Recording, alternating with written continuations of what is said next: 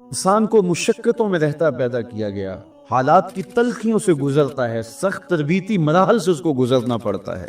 تو اس چیز کو بیان کرنے سے قبل 3 قسمیں کی گئی۔ پہلی قسم میرے حضور کے پاکیزہ شہر کی، مکہ المکرمہ کی، اس لیے کہ مکہ المکرمہ میں دیکھ لیجئے کہ صحابہ اور حضور کے ماننے والوں نے کیسے تلخ زندگی کاٹی۔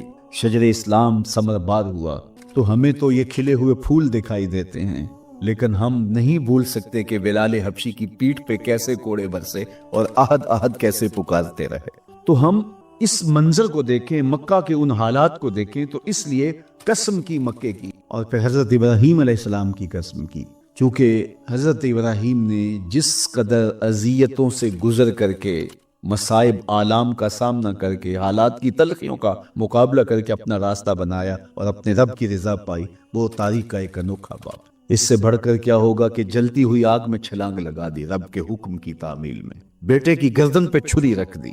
یہ تماشا لب بام نہیں تھا، منا کی وادی میں وہ انوکھا واقعہ رقم ہوا کہ آج بھی تاریخ انگشت بندندہ ہے کیا ایک باپ، اور وہ اس بیٹے کو ذبح کرنے کے لیے آمادہ ہو گیا جو اس کی آنکھوں کا نور ہے اور دل کا قرار ہے۔ رب سے مانگ مانگ کے لیا، لیکن تعمیل ارشاد میں اس بیٹے کی گردن پہ چھری رکھنے کے لیے باپ تیار ہو جاتا ہے اور اس کو ذبح کرنے کے لیے آمادہ ہو جاتا ہے، حتیٰ کہ بیٹے کو لٹا لیتا ہے اور ہاتھ میں چھری پکڑ کے بیٹے کی گردن پہ رکھ کے پوری ہمت کے ساتھ جب چھری چلاتا ہے تو آواز آتی ہے فلما اسلم وتلہ للجبین ونادیناہ ان یا ابراہیم قد صدقت الرؤیا انا کذالک نجزی المحسنین۔ ابراہیم بس کرو، تم نے واقعی خواب پورا کر دکھایا۔ اپنی بیوی کو، اپنے نو مولود بچے کو وادی غیر ذی زرع میں چھوڑ آنا، جہاں کچھ بھی میسر نہیں تھا، یہاں آپ کو آپ کے ماں باپ چھوڑ کے جاتے ہیں، ایک خوبصورت آسودہ ماحول ہے، اور آپ کو جس مقصد کے لیے چھوڑ کے جا رہے ہیں تو وہ مقصد بھی آپ کی اور ان کے پیش نظر ہے، لیکن اس کے باوجود بھی جو ہے وہ آنکھیں نم ہو جاتی ہوں گی کہ ہم اپنی اولاد کو یہاں چھوڑ کے جا رہے ہیں، جبکہ ایک محفوظ پناہ گاہ میں آپ کو چھوڑ کے گئے۔ آپ کی تربیت کرنے والا ایک جو ہے وہ توانا طبقہ اور ایک توانا جو ہے وہ سٹاف موجود ہے جو آپ کی فکری، ذہنی، بدنی تربیت کے لیے کوشاں ہیں، لیکن اس کے باوجود بھی والدین محسوس کرتے ہیں، لیکن اپنے نو مولود بچے کو وہاں چھوڑ کے جانا جہاں آب و دانہ بھی میسر نہیں تھا۔ مورخ اسلام فی جلندری نے اس وادی کا نقشہ کھینچتے ہوئے کہا، وہ وادی جس میں وحشت بھی قدم رکھتی تھی ڈر ڈر کے، جہاں پھرتے تھے آوارہ تھا پیڑے بادے سر سر کے، جہاں پر گھاس اگتی تھی، جہاں نہ پھول کھلتے تھے، مگر وہ سرزمین تھی آسماں بھی چک کے ملتے۔ تو اس وادی میں چھوڑ کے آنا، حضرت ابراہیم نے جو امتحانات دیے، اس لیے ان کی قسم کی، چونکہ جواب قسم کا تعلق بنتا ہے تو قسم ابراہیم کے پاکیزہ وجود کی کہ جنہوں نے دکھ سہے، تکالیف آلام گوارا کی، لیکن پائے سوات میں لغزش نہیں آنے دی۔ تیسری قسم میرے حضور کے پاکیزہ وجود کی فرمایا جتنے دکھ مجھے دیے گئے، جتنی اذیتیں مجھے پہنچائی گئیں، اتنی کسی کو نہیں دی گئیں۔ پیدا ہوئے تو حضور کے باپ کا سایہ سر پہ نہیں تھا، پھر اس کے بعد حضور مختلف مراحل سے گزرے۔ 6 سال کی عمر میں ماں کا انتقال ہو گیا۔ جب راہ حق میں لوگوں کو دعوت رشد و ہدایت دینے نکلے تو جو لوگوں کے رویے تھے اور جو اذیتیں لوگوں نے پہنچائیں وہ ایک الگ باب ہے۔ مکے کی گلیوں سے لے کے طائف کے بازاروں تک جن اذیتوں سے میرے حضور گزرے، ام المومنین سیدہ عائشہ رضی اللہ تعالیٰ عنہ فرماتی ہیں، ایک دن حضور کی بارگاہ میں حاضری تھی تو ہم نے عرض کیا، حضور کیا احد کے دن سے سخت دن بھی زندگی میں کبھی گزرا ہے؟ صحابہ کی نظر میں اس دن سے سخت دن کبھی زندگی میں نہیں آیا، اس لیے کہ جب 70 صحابہ کی لاشیں پڑی تھیں، حضور کے چچا حضرت امیر حمزہ شہید کر دیے گئے، اور نہ صرف انہیں شہید کیا گیا، ان کا مسئلہ کیا گیا، اعضائے بدنیاں کاٹ دیے گئے، ناک کاٹ لی گئی، زبان کاٹ لی گئی، بدن چیر کے کلیجہ نکالا گیا، اور پھر ان اعضاء کا ہار پرویا گیا، اور ہندا نے گلے میں ڈال کے رقص کیا، آنکھوں میں نیزے چبھوئے گئے۔ تو یہ دردناک دن تھا۔ تو حضور کے سر انور پہ سفید رنگ کی پٹی بندھی تھی اور چشمان رحمت میں آنسو تھے، اور بار بار فرماتے تھے ما فعل امی، میرے چچا کی کہانی سناؤ۔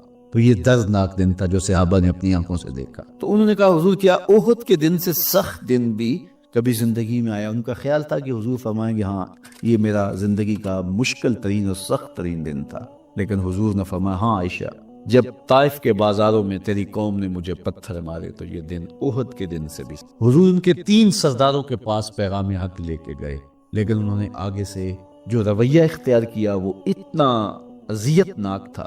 حضور نے فرمایا کہ ٹھیک ہے، میں تمہاری خیر خواہی کا جذبہ لے کے تمہارے تک پہنچا ہوں، تم نے میری دعوت کو قبول نہیں کیا، تمہاری مرضی، تمہارا مقصود، چلو اب یہ بات میرے اور تمہارے درمیان رہنی چاہیے، اس بات کو راز رہنا چاہیے، اہل مکہ تک یہ بات نہ پہنچے۔ انہوں نے کہا ہم کیوں راز رکھیں، بلکہ اوباشوں کے ہاتھ میں پتھر دے دیے، اور حضور جب واپس ہونے لگے تو وہ حضور کے پاؤں پہ سنگزنی کرتے، حضور اپنا ایک پاؤں اٹھاتے تو دوسرے پاؤں پہ مارتے، شدت درد اور احساس کرب سے حضور بیٹھ جاتے تو ان کے غنڈے دائیں بائیں سے بڑھتے اور کندھوں سے پکڑ کے حضور کو اٹھاتے اور مشق سنگزنی کر، نالین خون سے بھر گئے، لخت لخت زخمی ہوا۔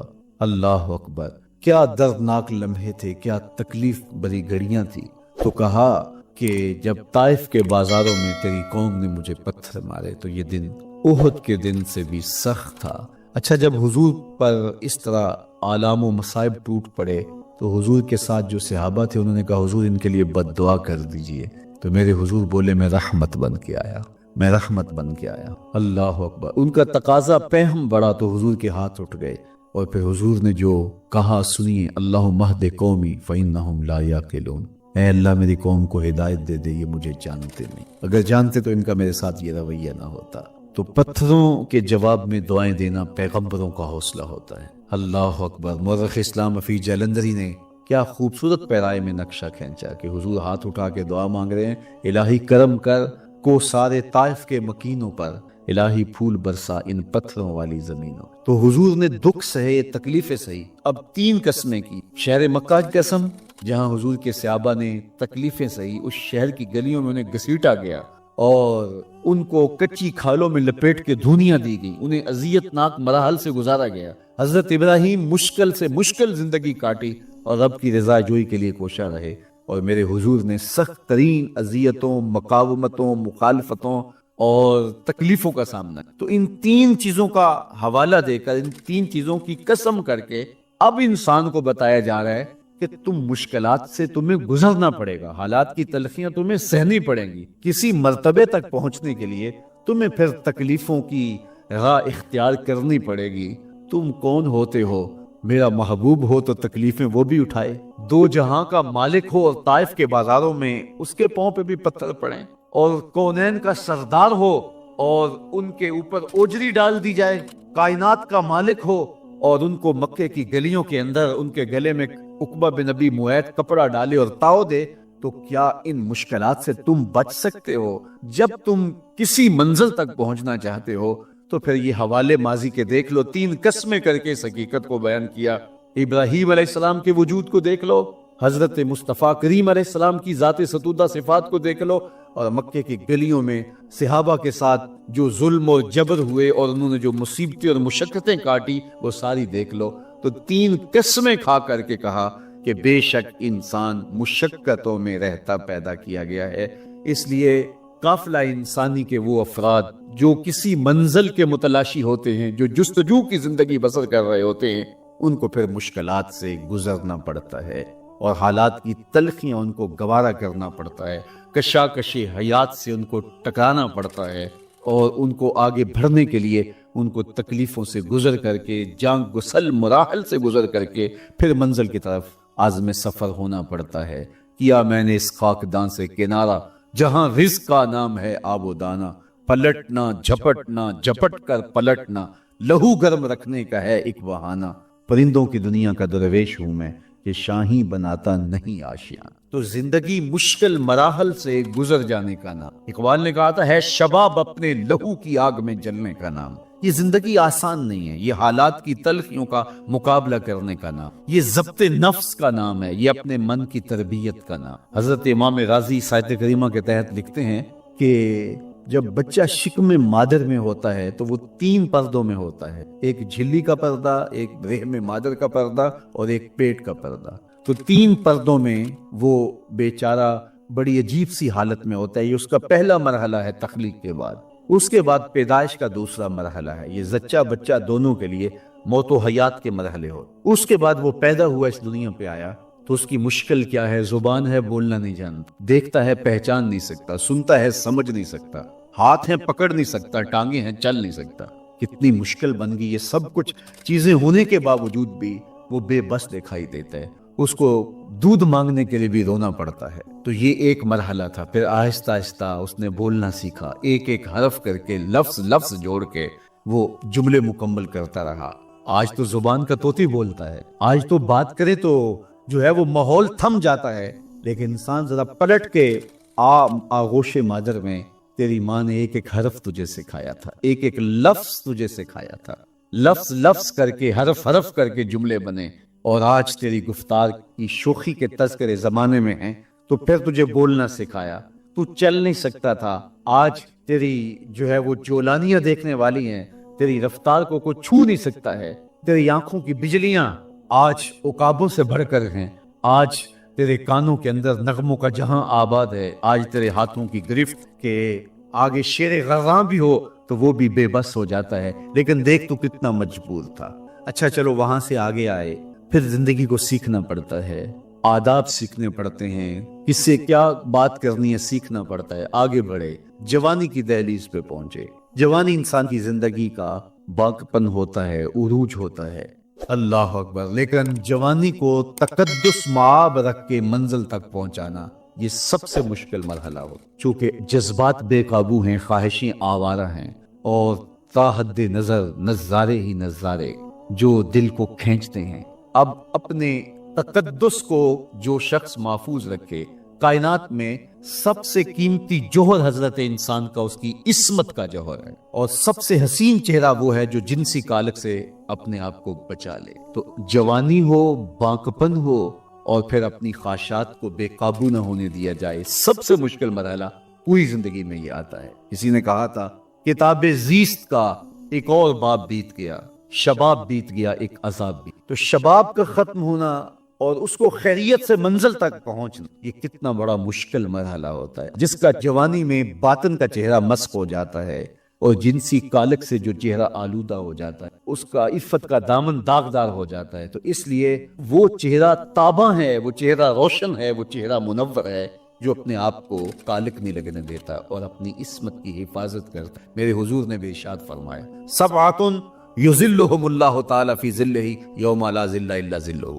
7 اشخاص ایسے ہیں قیامت کے دن جب کوئی سایہ نہیں ہوگا، اللہ ان کو اپنے عرش کا سایہ عطا کرے گا. ان میں سے پہلا شخص امام عادل، عادل حکمران. دوسرا شخص وشاب نشأ فی عبادت اللہ، وہ جوان جس کی جوانی اللہ کی عبادت میں. تیسرا وہ شخص ورجل قلبہ معلق بالمساجد، وہ شخص جس کا دل مسجد میں لگتا ہے، مسجد میں جمتا ہے. اور چوتھا شخص ورجل دعته امرأة ذات منصب وجمال فقال انی اخاف اللہ، وہ شخص جس کو دعوت گناہ ملی اور حسن قدموں میں بچھنے کے لیے بےتاب ہوا، اور اس نے کیا کہا، انی اخاف اللہ، میں اللہ سے ڈرتا ہوں، میرا اللہ مجھے دیکھ رہا ہے. میرے حضور نے فرمایا قیامت کے دن جب کوئی سایہ نہیں ہوگا، اللہ اس کے اوپر اپنے عرش کا سایہ تان، جو اپنی عصمت کے جوہر کو بچا گیا. تو یہ ایک مشکل مرحلہ تھا، اپنی جوانی کے تقدس کی حفاظت کرنا. میرے حضور نے ارشاد فرمایا انا حبیب اللہ، میں اللہ کا حبیب ہوں. جو جوان جوانی میں توبہ کرتا ہے وہ بھی اللہ کا حبیب ہے. کتنا بڑا اعزاز ہے اور کتنا بڑا کمال ہے جو شخص کو ملتا ہے جو جوانی میں اپنی عصمت کے تقدس کی حفاظت کرتا ہے، اپنی آبرو پہ پہرا دیتا ہے، اپنی نظروں کی حفاظت کرتا ہے، اپنی سوچوں کو آوارہ نہیں ہونے دیتا، اپنے خیالوں کو بھٹکنے نہیں دیتا، اپنی خواہشات کو بے قابو نہیں ہونے دیتا. تو یہ مشکل ترین لمحہ تھا. اس کے بعد امام راضی کہتے ہیں اب شادی کا مرحلہ ہوا تو پہلے خود اپنی ذمہ داری تھی، اب کسی کا بوجھ بھی اٹھانا پڑا، یہ اگلی مشکل آ پڑی. پھر بچے ہوئے تو پھر اپنی زندگی تو ختم ہو گئی، پھر ساری زندگی، پھر بڑھاپے میں چلے جائیں، ارذل العمر تک چلے جائیں، یہ ساری زندگی مشکلات. لقد خلقنا الانسان فی کبد. تو ہمیں عملی طور پہ مشکلات کے مقابلے کے لیے تیار ہونا چاہیے. دیکھیے ہم جب شکار کرنے جاتے ہیں اور وہ خطرناک جنگل ہو جس میں شیر، بھیڑی اور دیگر جانور بھی ہوں، تو پھر ہم حفظ ما تقدم کے طور پہ سب کچھ ساتھ لے کے جاتے ہیں اور اس انداز سے جاتے ہیں کہ ہمارے اوپر اگر کوئی حملہ ہو تو بچاؤ کی یہ تدبیر ہو. تو ہم عملی طور پہ اس کے لیے خود تیار ہوتے ہیں. تو پھر کوئی ہونے والا حملہ غیر متوقع نہیں ہوتا اور ہم اس کے لیے اپنے آپ کو مستعد اور فعال پاتے ہیں۔ اسی طرح میں اور آپ اگر زندگی کے اس فلسفے سے آگاہ نہیں ہوں گے کہ زندگی مشکلات کا مجموعہ ہے، حالات کی تلخیاں ساری زندگی ہمارے ساتھ رہیں گی، تو کوئی بھی تکلیف، کوئی بھی اذیت، کوئی بھی ایسا واقعہ جو ہم نہیں چاہ رہے ہوں گے وہ روح پذیر ہوگا تو ہم گھبرا جائیں گے اور پھر اس وقت ہم دکھی ہو جائیں گے۔ اس لیے ہمیں یہ قرآن نے سکھایا ہے کہ تم عملی طور پہ زندگی کی سختیوں کا مقابلہ کرنے کے لیے آمادہ اور تیار ہو۔ قرآن مجید میں جو صبر کا لفظ ہے اس کا مفہوم یہ ہے کہ حالات کی جو تلخیاں تمہارے اوپر آتی ہیں، وہ غربت بھی ہو سکتی ہے، وہ بیماری بھی ہو سکتی ہے، وہ لوگوں کی عداوت اور دشمنی بھی ہو سکتی ہے، وہ اور بہت ساری چیزیں ہوتی ہیں، وہ جنگوں کی حالت کا بپا ہو جانا اور تمہارا دشمنوں کے نرغے میں گر جانا، یہ سب کچھ ہو سکتا ہے۔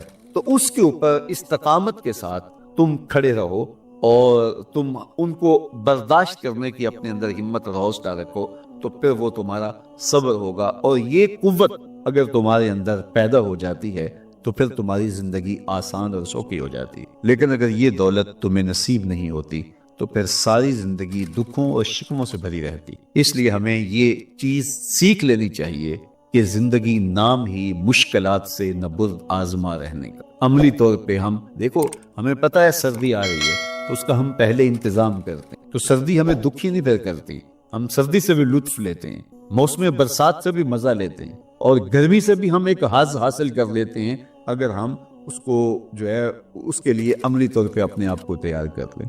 لیکن اگر ہم اس کے لیے تیاری نہیں کریں گے تو سوائے گھبراہٹ کے اور کچھ، تو مجھے اور آپ کو عملاً اپنے آپ کو اس بات کے لیے آمادہ کرنا پڑے گا کہ زندگی ان حالات کی تلخیوں سے ٹکرانے کا نام ہے، اور ساری زندگی ہمیں ان مراحل سے گزرتے رہنا پڑے گا۔